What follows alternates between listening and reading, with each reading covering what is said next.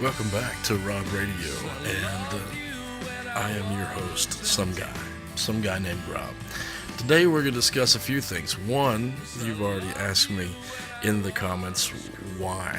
Or, I'm sorry, private message, why?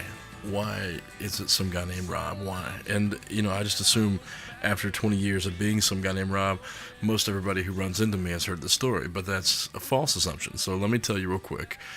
I My name is Robb, and whenever I was a mere lad in my early 20s, I started going out and playing live music. This is after my band broke up, and I had retreated for a couple of years to work on songs and learning songs, and I started performing live again. I was just going by my name, which is Robb McCormick, and then I was at a little pub in Altus, Arkansas called Celts, which has since vanished, lamentably. And there was a guy working behind the bar, the bartender, and he had been drinking already. And so it was pretty easy. When the phone rang, he just picked it up, and someone I could hear, we were only like 5 feet away at the time, and I could hear that someone said, "Who's playing tonight?" Because he repeated the question, "Who's playing tonight?" And he looked at me, and you could tell the wheels were turning, but like the information was not coming. So he just said, "Some guy named Robb." And I heard that, and I thought, "Oh man, that's hilarious. I love that. Some guy named Robb. Yeah, let's do that. Let's just go by some guy named Robb." And that's exactly what I did. And since then, it has been such a funny story. People will, even to this day, tell me that they almost got into a fist fight with someone because they wanted to know who's playing today. And they said, "Well, some guy named Robb's playing." And they're like, "No, seriously, who is it?" And they're like, "Some guy named Robb." I think it's funny.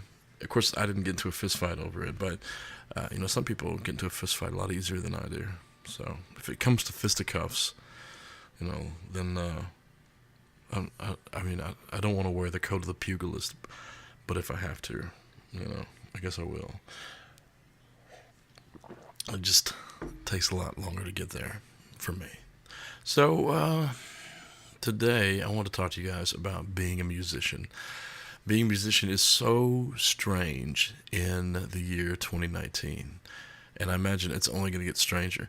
First of all, anybody can be a musician now. Anybody can. Everybody has the ability to have recordings on their phones.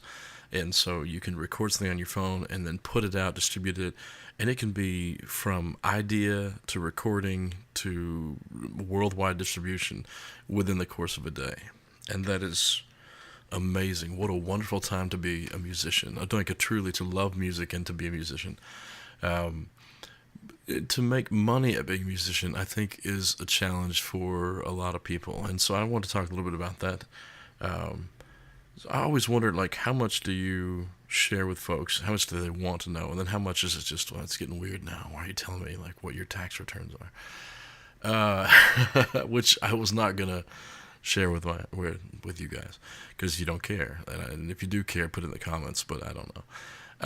Before I get started, if you do want to press like and subscribe, that would be super duper because I enjoy making these. Matter of fact, it's my new passion making these because I love sharing music with you guys. I love sharing stories and information, and I like it. So if you like it, you dig it, share it. If you want to be supportive and you have a business and you want me to mention your business at the beginning or the end of a show, then maybe I'll do that too. And just give me a shout. You can find me online at sgandrob.com, sgandrob@yahoo.com, and you can do all that. So, being a musician nowadays is not always just about music, and that is a deterrent for someone to want to get into the business. You see, when I started it, like all musicians, I hope to, at least I like to believe, I started with this purity that I wanted to share my ideas with the world. I wanted to share my philosophies with the world. And I think that's honorable because I know there's so many people out there who've done the same thing. Bob Dylan shared his philosophy and it changed the world. He shared just the way he viewed things and it changed the world. And so many of the people I look up to in songwriting, Sting and Sting and U2 and Bono, Paul Simon, and I mean, I could just go on. My mind runs amok when people say, "What's your favorite?" It's like, well, what's your favorite breath? I mean, did you like that breath more than you like this breath? Well, and so most of my income as a musician comes from me playing live shows. Uh, Whenever people get started, people say, well, how do I start playing live shows? And my answer is always the same. If a place will have you, that's where you start. You start right there. And if people say, come and play my live show, then you do it. And you do it for just about any price that they offer you. Now, as a seasoned musician, I always encourage people to ask for money, because if there are people who are wanting you to come and be a part of their business, it's probably to promote their business, and that's worth value. If let's just say Jimmy Bob's Burger Barn says, "Hey, I really like what you're doing. Will you come and play music?" And you say, "Yeah, sure." And they say, "I'll feed you." Well, that is a form of pay, and for a starving musician, that is uh, it's better than nothing. But I always encourage people, it doesn't hurt to ask and say, hey, could you pay my gas money? Could you pay me $50, or could you pay me $100 if I'm going to be playing for an hour?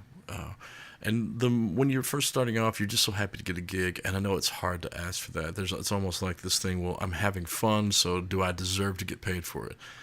Well, it just depends. If you're taking music as just a joy, and that's all you want it to be, that's gonna be a hobby and you're going to enjoy it, then no, you don't have to ask for money. You don't have to ask for any kind of compensation, because you're doing it for the love of the art, and I completely respect that. If you have aspirations to be a uh, full-time musician, then you are going to need to learn how to ask people for compensation. There's a lot of ways to do it. The easiest way is to be forthright. Some people hate that. I'm just going to be honest with you. Some people, they don't like to talk money. And I'm one of those people. I don't like to talk money. I'd much rather talk about music. But as a musician in this age, you do have to go ahead and say, hey, I got to pay my bills. And I don't think we should be ashamed as musicians that we have to pay our bills. Whenever a person owns a cattle farm, they're not ashamed to say, this cattle cost me money to raise and grow, and now I need to get compensated not only for that, but so they have enough to buy more stuff for the other cattle I have, and to make a living. I feel like, because cattle work is obviously, at least it seems like it would be very, very hard work. And musicianship doesn't always seem like it would be hard work. It seems like it'd be a lot of fun. But trust me, as someone who's done it for over 20 years, it is hard work. The amount of work that goes into prepping for shows and keeping maintenance up on vehicles, on equipment, on instruments, it is it's quite costly. And so I would encourage people to be aware of that. If you're going into this to be a professional musician, the majority of the money you make at first will most likely be from live shows. And if you are only asking for $50 and you're playing for 5 hours, then by the time you are including setup, teardown, and all the other stuff that you're doing, you're playing for maybe $5 an hour. So you're selling yourself short if you're a good musician. And you're also selling the next musician short, because if they can get somebody for $50 for 5 hours, why would they ever pay someone $500 or $5,000 for 5 hours?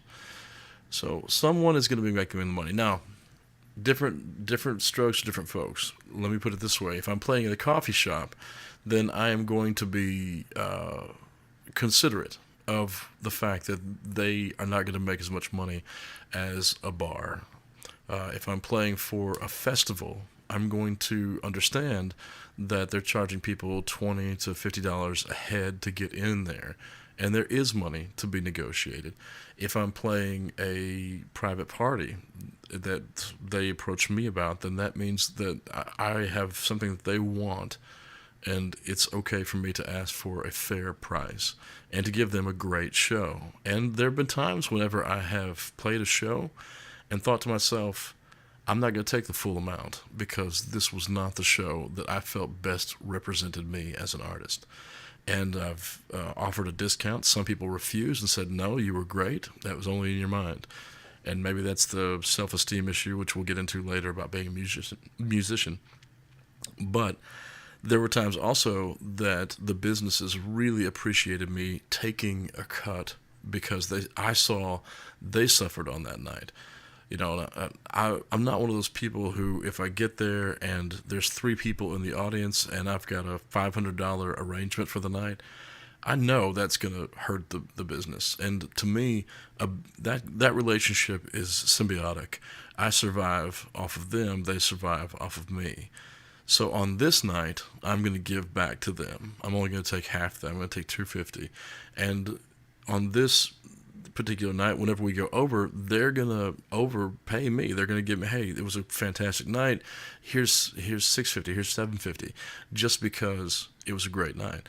I think the more times that we look at those situations and say, how can I serve this situation, rather than how can I be served by it, you'll find that you end up having a far better relationship with the people that you, or the businesses that you work with.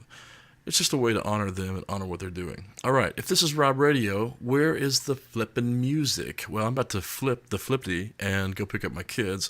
But I'm going to leave this radio on so you guys can check out some music. I'm not going to tell you what it is. It's a surprise.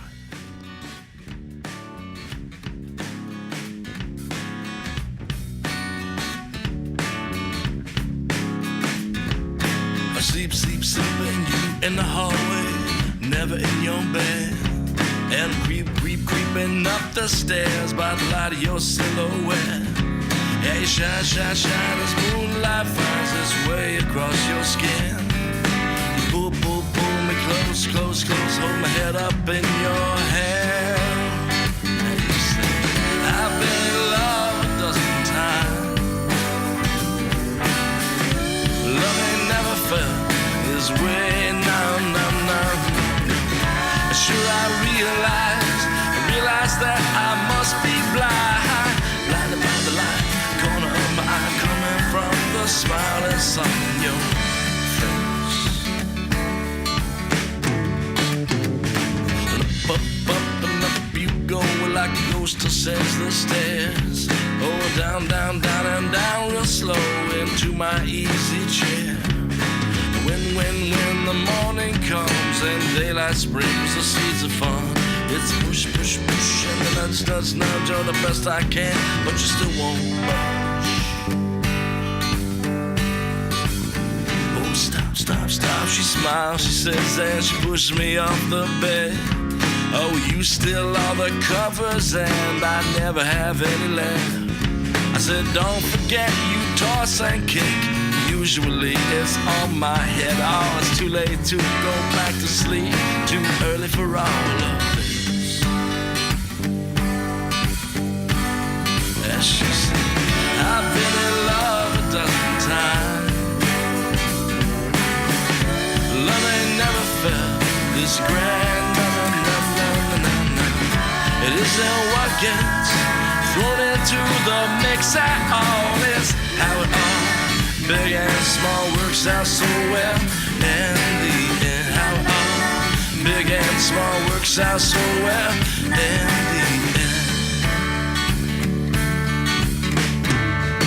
And I say, I've been in love 10,000 times. But love ain't never felt this way. No. Sure, I realize that I must be blind, blinded by the light, corner of my eye, coming from the smile that's on you. Blinded by the light, corner of my eye, coming from the smile that's on you. Blinded by the light, corner of my eye, coming from the smile that's on your face. Oh man, that's how it is. When I wrote that song, I felt so clever. Just a catchy little sleep, sleep, sleeping you in the hallway, never in your bed. Creep, creep, creeping up the stairs by the light of your silhouette. I just thought, it was a clever wordplay, and I thought, it was clever. Of course, this was a long time ago, but I wrote it. But it really was. It was like 15, 16, 17 years ago.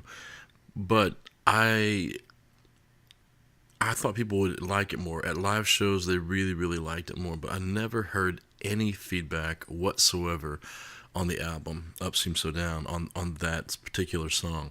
It's almost like the placement of the song tucked it into this little fold to where maybe it got listened to, but for the most part, it wasn't the beginning and it wasn't at the end, so it just kind of faded into the fade, and that's too bad. I like that, but because of that, though, I found myself not playing that much more at live shows. All right, let's get back to live shows. All right, we've talked about asking for money, asking for compensation, and realized there's no problem doing that, especially not if you are offering a good show, a great show. I feel like as musicians, as entertainers, we have to always be presenting our best selves. Um, it's hard, but if you're good at something, you don't want to just be good at it. You want to be great at it. There's always someone who's going to be better, and you can't gauge, oh well, I'm not good enough to do this because I'm not at X level, and whatever that is for you. For me, and for a guitar player, I'm not. Andre Segovia. I'm not these guys who have spent a lifetime focused on classical guitar playing. I love that, but I can't do that. So that's another part we'll get to, choosing the right show. But you have to bring your very best self to each performance. And when you do, you are basically saying to the person that has hired you that you respect the craft of what you do and that you're going to honor them with that. I feel like you have to treat it as a business in this respect. If you're going to go out and play, go out and play with excellence. Some things have happened to me over the years that I took lessons from. One was I really wanted to be the top bill on this one particular show because I felt like I had earned it. I felt like we were a better band than the band that was coming up after us. And so I thought, you know what? I'm not going to argue. I'm not going to be ungrateful. But what I am going to do is I'm going to play a show so tremendous and so engaging and exciting and entertaining that the very next thought out of the promoter's mind is going to be, uh-oh, we should have put them on the top bill. Because I feel like, and we did, by the way, we played an amazing show, and the band after us, people left. It just wasn't received well.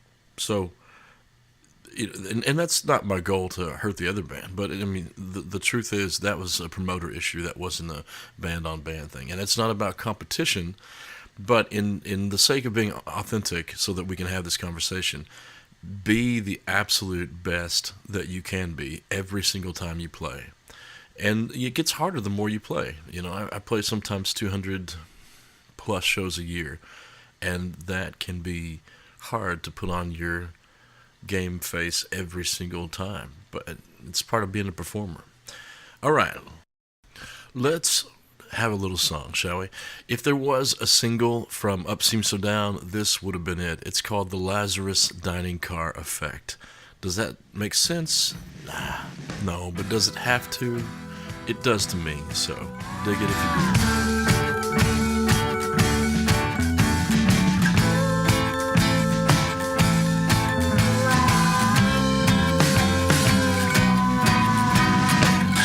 Signs of dark that won't tell me your name. You're bubbling over like a glass of champagne. Way through the muck of your veins. You know you're alive cause you know you're in pain. Sticks and bones may break by stones. The words may prick but they'll leave you alone. The magistrate sent for you reeling and wrong. Yeah, but they're never around when you really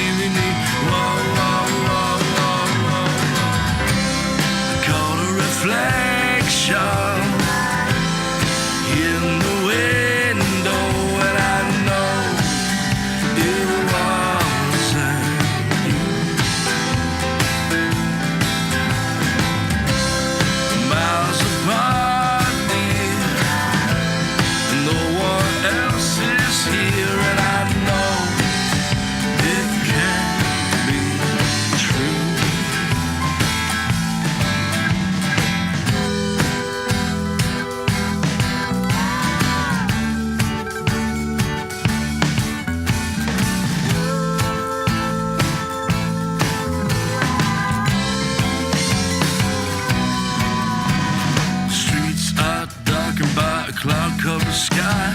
Your smile is wavering like the pallbearer's stride. Procession marches on with the funeral tide. Ebbing out to sea on a cool winter night. Castle King, Bishop Bridge, Rook Night takes bomb. Morning breaks fast with the dusk of the dawn. A year rolls by like it's nothing at all. You pray the gift from the clouds will come swallow you whole. I call your reflection in the window, and I know it was you. The world's apart here, no one else is here, and I know this can't be you. Yeah, I know it can't be true. I know it can't be.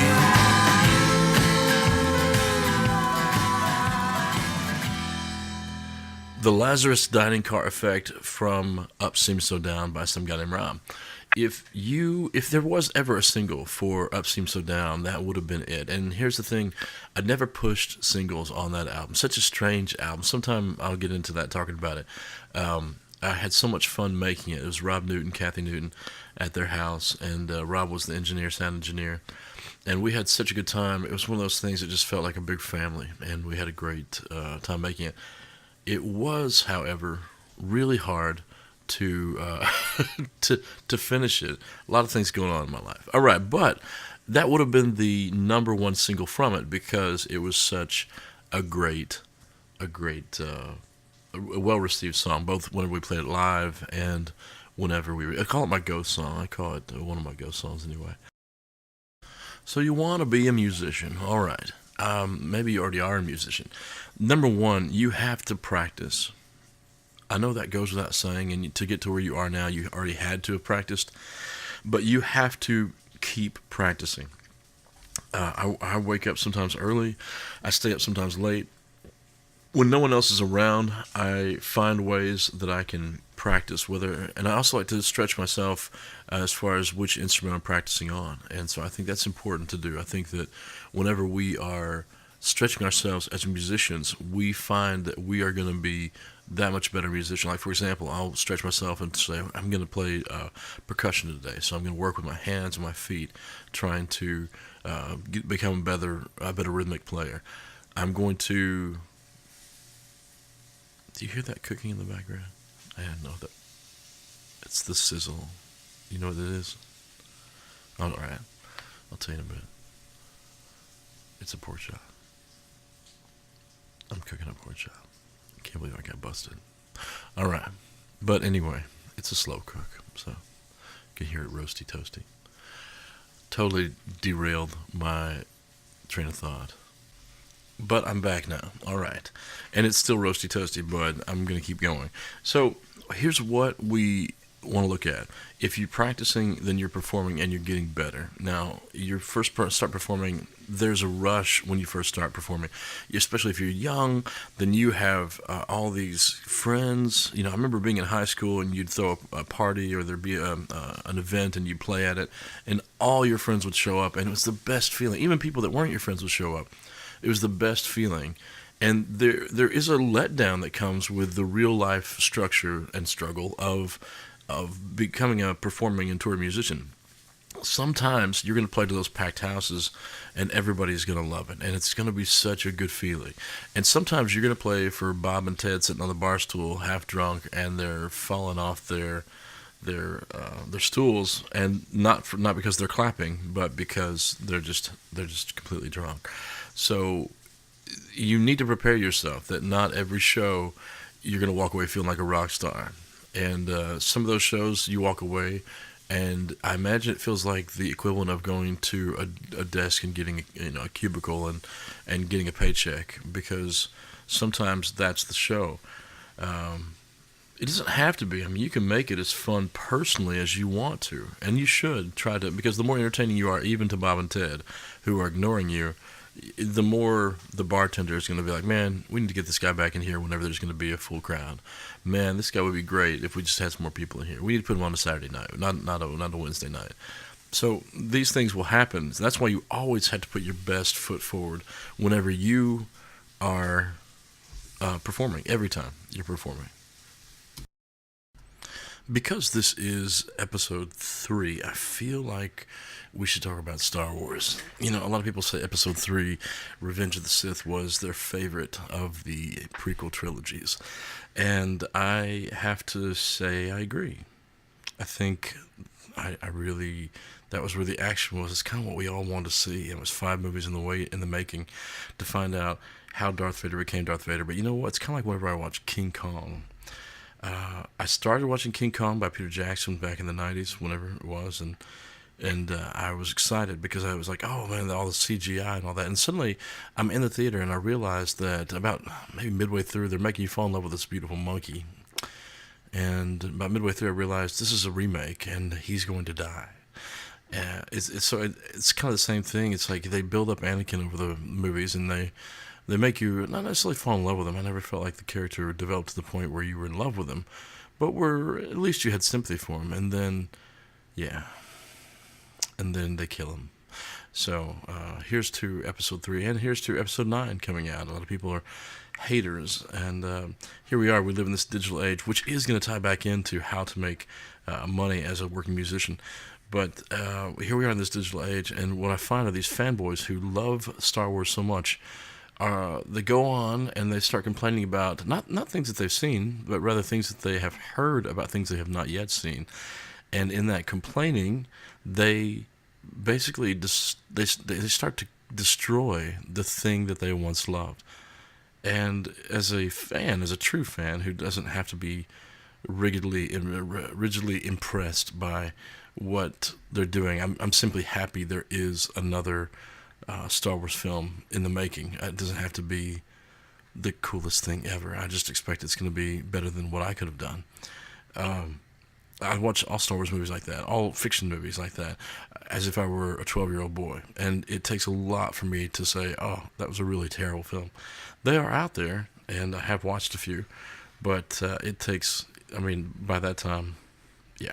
The point is, though, these fanboys that are doing this, they're hating on something that they really should just be optimistically, curiously content with the mere fact that they're making them again. I like looking forward to a Star Wars movie. I did whenever I was a kid. You know, my kids have only recently ever had to wait for the new so-and-so to come out, the new Marvel movie, the new Star Wars, new DC movie to come out. And, yeah, I love how popular superheroes are right now. I think it's because we all wish secretly, we all long to have superpowers. We want to not just be who we are, but like be the most excellent version of who we are, which on another topic another day, I think that's what a resurrection body is actually going to be like. The thing that we know we could be, you know, the fact that we should be able to jump to the moon and bounce off it and land somewhere on a ring in Saturn, we should be able to do that. We feel that we could, if only it weren't for this body. I feel like maybe once we leave this body and go on to the next life, through God, through Christ, then we will be able to do those things. And, you know, there's precedence because Jesus did fly and he ate and he walked on water and, you know, just saying. But enough about that. Let's get back to how to make money as a musician. Thank you for letting me rant. Well, one way to do it, a lot of people are getting into it right now, are sync and licensing. Because recording has become so easy, and you can do some high-quality recording from your home. If you have music, you can prostitute that music out. I just use that word. It's a little too harsh. But you can pimp it out. How's that? No. You can dole it out to people who want to take that music and run with it. Now, the problem, of course, with sync and licensing, it's going to come down to the simple fact, and get ready to write it down. It's who you know. That's all it is. Taylor Swift is where she is because of who she knew, and more to the point, who her parents knew. It's all about relationships, and that's not a bad thing. I would not go into a market and say, I'm going to get ahead by networking. But I would go into a new place and say, you know what, I'm going to make friends. And I think if you can legitimately go into places and legitimately make friends, and you're talented, like I said, it always goes back to talented. Are you talented? If you can do those things, then yes, you should do those things. If you cannot do those things, then you're going to have to either find a manager who can help you with that, or find an entertainment lawyer, someone that you do know who does know the right people. Those things will cost money, and I'm not much into spending a ton of money on the off-shot chance that you might one day make that money back.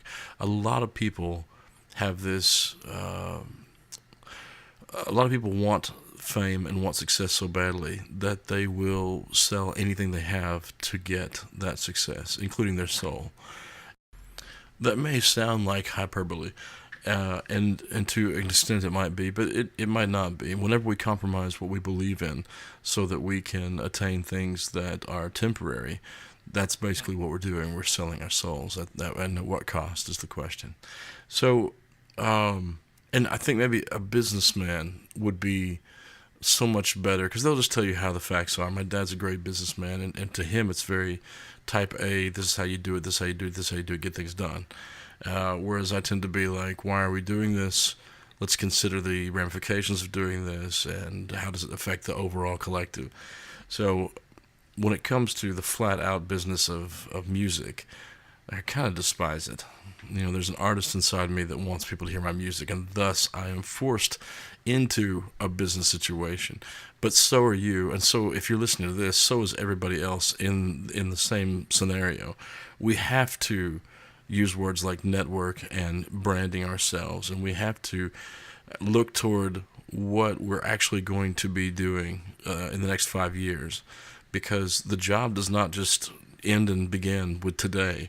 The job never ends.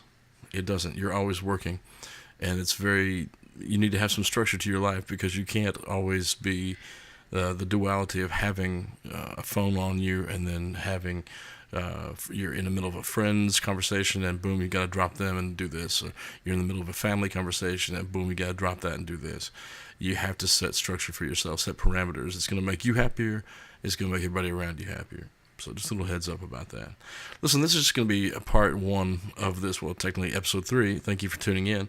We're going to discuss more as we go, but this is a good place to start and a good place to stop.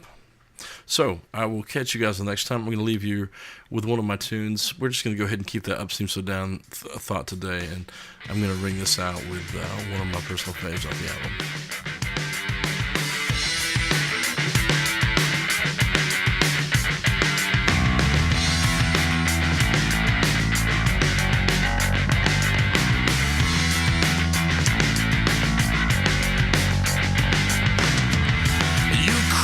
My lips against yours to say hello.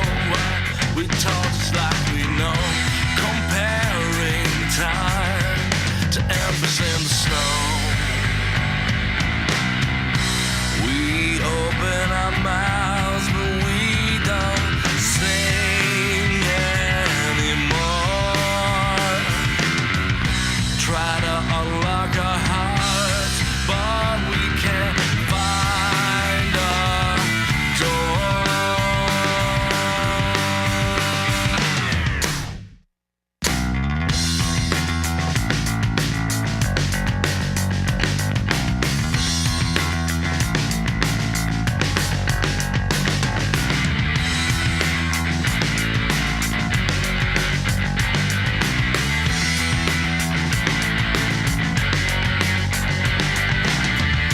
We see how to help, learn to ignore.